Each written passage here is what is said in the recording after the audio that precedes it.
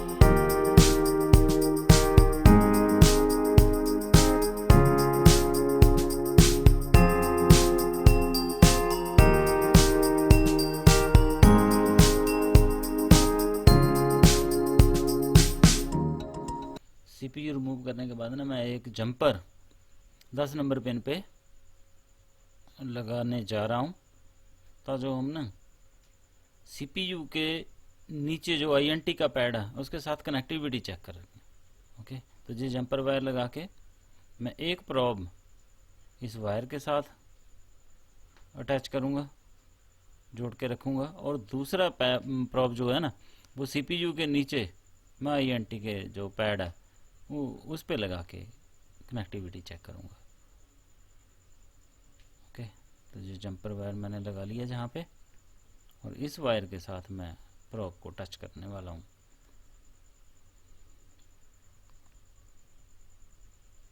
एक बार मैं रीचेक कर रहा हूँ, और ये 10 नंबर पे ही मैंने लगाया है, कहीं गलती से कहीं और पैड पे लग गया तो सही से चेक नहीं होगा। ओके, तो ये हमारा पैड है आईएनटी का,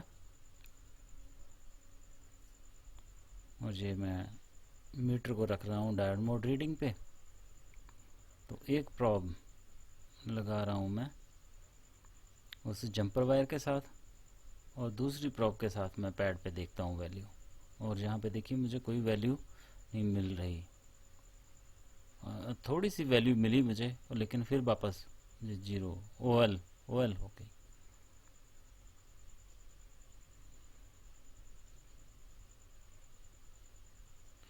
और आसपास पे भी मैं टच करने की कोशिश कर रहा हूँ, कहीं और किसी पैड पे वैल्यू नहीं, कोई वैल्यू नहीं मिल रही। और इसको मैं थोड़ा सा क्रैच करके मैं देखता हूँ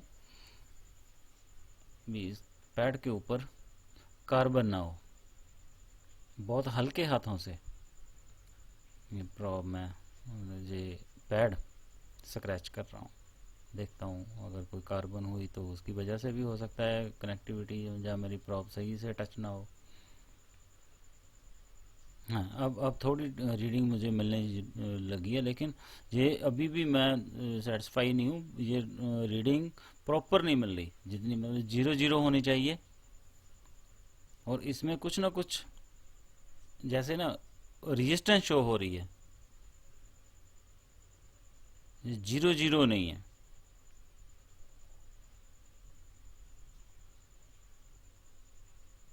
दस दस 9 10 की रीडिंग मिल रही है, और ये 9 10 की रीडिंग भी नहीं होनी चाहिए, जहाँ पे 0 0 होनी चाहिए। जहाँ जैसे दोनों प्रॉब शॉर्ट करके जितनी रीडिंग मिल रही है उतनी रीडिंग मिलनी चाहिए।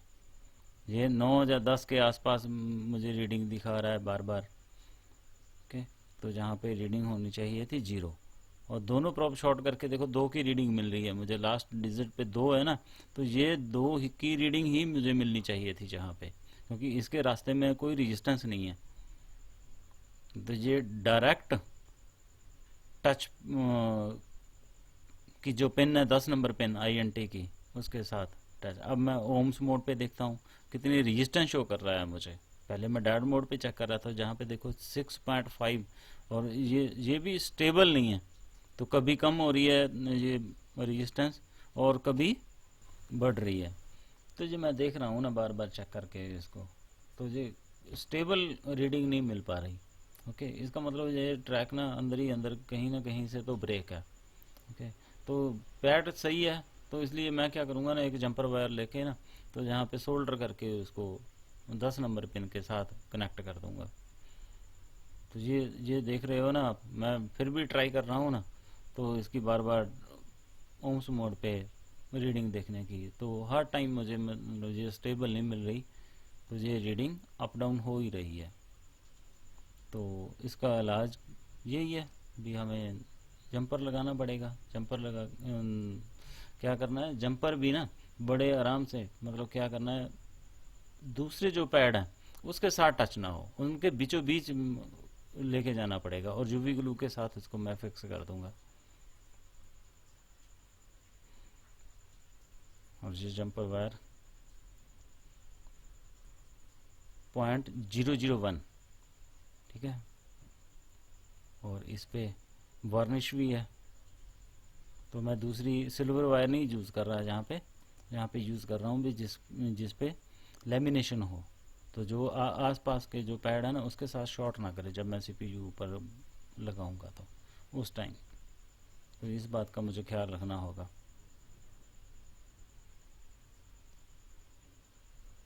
और सोल्डरिंग करने के टाइम ना मैं सोल्डर भी बहुत कम यूज़ कर रहा हूँ मैं, बस हल्का सा बस उसको लगाना है मैंने, तो ताजो ना ये पैड बड़ा ना हो जाए।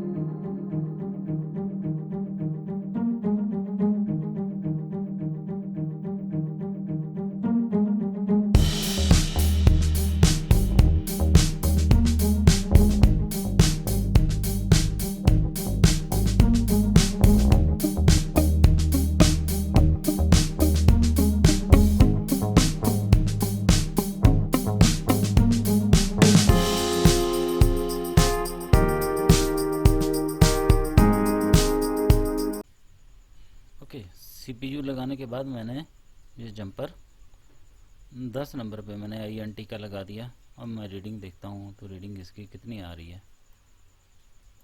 रीडिंग इसकी अब मुझे मिलनी शुरू हो गई, तो इसका मतलब 10 नंबर जो INT का ट्रैक हमने सीपीयू के नीचे से उठाया वो सही लग गया है। ओके, तो मैंने जो दूसरा कैपेसिटर से भी जंपर लगा दिया था, उसकी मैंने वीडियो नहीं बनाई। ओके, तो दूसरा जो जंपर था वो मोसी का था, 8 नंबर ओके पिन पे। अब ऑन करके देखते हैं सर।